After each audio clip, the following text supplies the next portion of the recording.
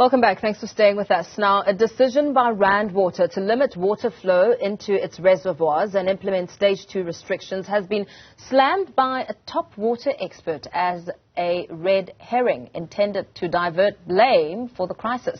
Rand Water says consumption in Gauteng is almost double compared to the global average at 300 litres against the world average of 173 litres per person per day. Now, Professor Anthony Turton from the University of the Free State joins us now to unpack this. Very good afternoon. Thank you so much for your time, Professor. In its statement, Rand Water says Joburg Water's commando system levels have worsened from critically low to empty. Now, we've also heard the City of Joburg spokesperson making reference to resolving what he said is a sensitive water system, including the commando system, which then includes Crosby, Brixton and Hurst Hill, which is in a bit of trouble now because the reservoir is without water due to the system crash.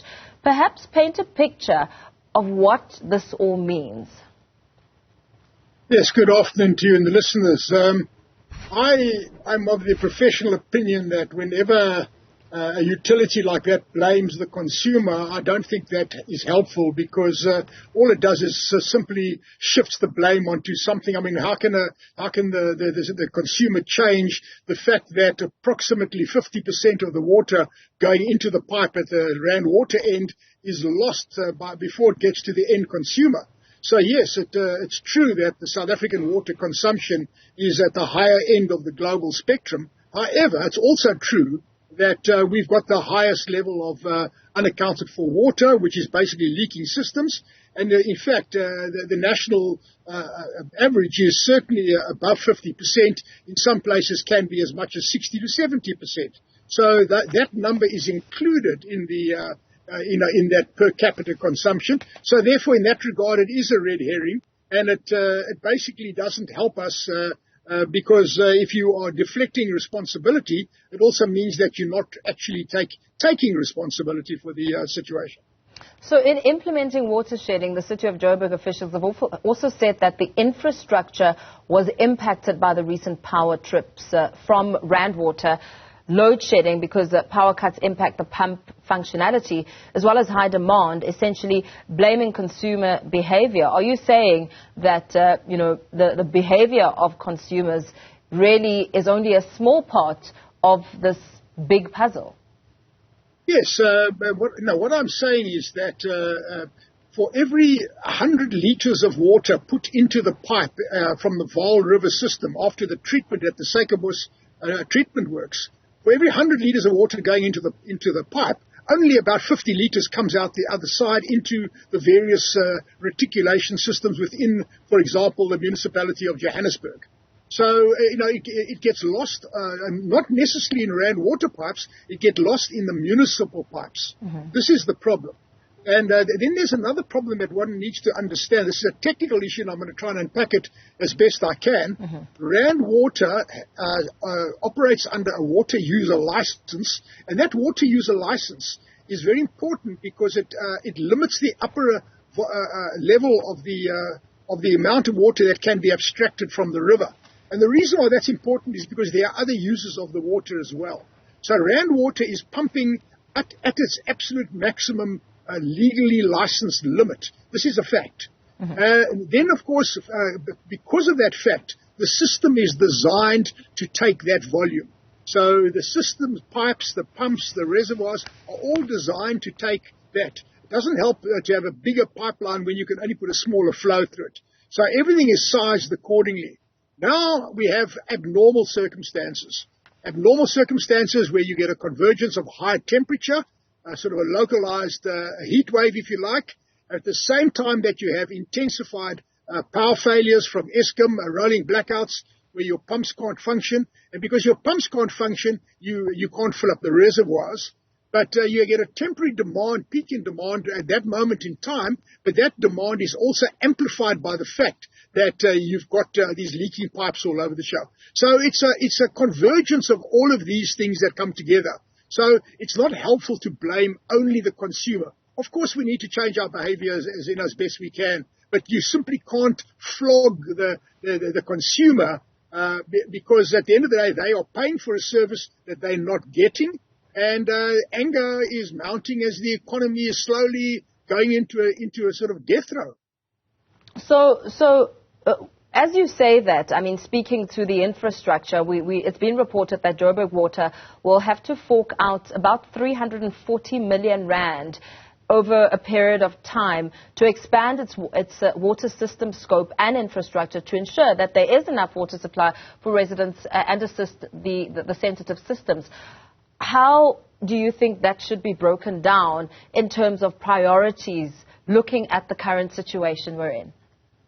Well, cities expand all the time. I'm an editor of a journal called Water Policy, the official policy of the World Water Council, the official journal of the World Water Council, and I deal with this kind of matter every single day. It doesn't matter if it's in New York City or London. It doesn't make a difference. Cities expand, people move in, and demand grows. And that is why you've got a constant engineering team that does the planning for the future. And unfortunately, what has happened in South Africa is we've stopped planning. We stopped planning about 2 decades ago, and all of our energy, all of our efforts have gone into restructuring, the perpetual restructuring of water services, of various government departments. And each time we've restructured that, we've systematically lost our long-term planning capability. So it should come as absolutely no surprise that the population in Gauteng is growing, because there's an inward migration and has been steady since 1994, and is going to continue to grow. So to use growth in demand as an excuse is simply basically tells us that the planning has not been adequate.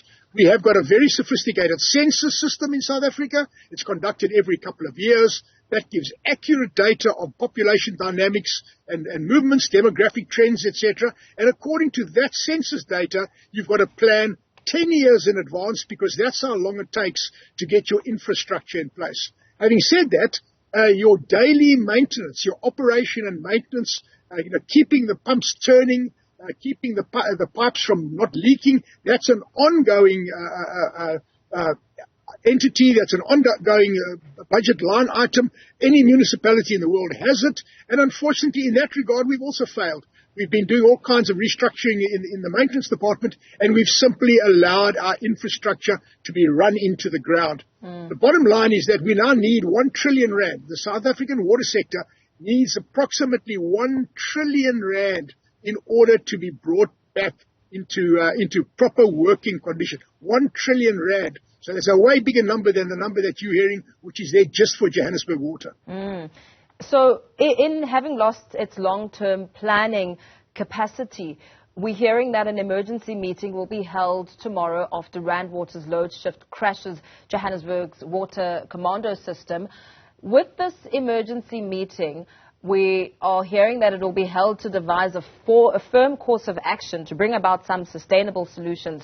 What do you think needs to be on that agenda as a matter of priority in the midst of all the gaps and the system having crashed and not having a proper forecasting to this day? Yes, I think the most important priority is to stabilize the system and to restore whatever system integrity is possible. And that, in all probability, is going to involve water shedding for the simple reason that demand is exceed supply.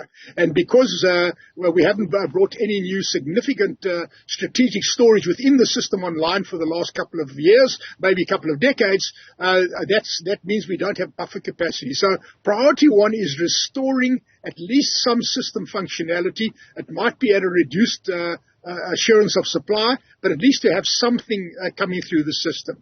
And then the second priority now, I would think, is to the restoration of confidence. This is all ultimately impacts on investor confidence, job creation capability, the mobility and migration of capital is all directly influenced by this. And then, of course, the third factor now is, so what is the long-term planning that has to be done? Where is the next 10-year plan coming from? Because that's how long it takes for proper infrastructure to be planned, for all of the necessary permissions that you need, the servitudes that you require. You've got to dig up roads and, thousands of kilometers of pipelines. I just add, Rand Water is the largest bulk water supplier in the world, the largest in the world. It has got thousands of kilometers of piping. So to upgrade those pipes is not a trivial task at all. And then in the cities, in the city of Johannesburg and Pretoria, etc., each of those cities have got tens of thousands of kilometers of piping that has to be fixed up. So it's not a trivial task by any stretch of imagination. And in fact, I would like to think that this should become part of a national a rehabilitation plan to try and get the economy back on track, to try and create work. In other words, a capital-intensive investment program based on infrastructure upgrade, much like the Americans used at the end of the Great Depression when they started building things like the Hoover Dam, etc., through these big public work programs in order to get people back to work and to get money flowing in the economy again. Yeah. So very lastly, Professor, before we let you go, we haven't seen any rain in Gauteng. I mean, we're hearing of rain in KZN, but how much of a difference will some downpours have on this big mess? It will make no difference at all for the simple reason that this is not about the shortage of water. In fact, our system level, if you look at the combined Vaal system, it's about 90-something% full. So it's not as though there's not water in the dams and rivers. There is water in the dams and rivers. It can't be pumped from the dams and rivers in through the processing plant into the end user. So this is the reality of the situation. It's not a water shortage problem. This is about the collapse of soft infrastructure, and the soft infrastructure is your institution, your planning, your operation and maintenance function. This is where the collapse lies. It's not nowhere else. It's not a climate-related factor. What I can say, however, is as we start transitioning from a very hot period to a period of rainfall, what typically happens is that you've got more energy in the system. The air is warmer, it's hotter, in fact. So therefore, you've got more evaporation taking place. Therefore, you tend to have more violent thunderstorms with hail. You can have massive hail events. And over the last couple of years, we've even had some tornadoes in parts of the country. So this kind of extreme weather is not far-fetched at all, and in fact is highly likely when this current hot spell is broken. Very well. Thank you so much for weighing in on this discussion, Professor Anthony Turton from the University of the Free State. Speaking to the current water crisis, of course, we're learning of a meeting that's set to take place on Monday, tomorrow, to assess the entire system.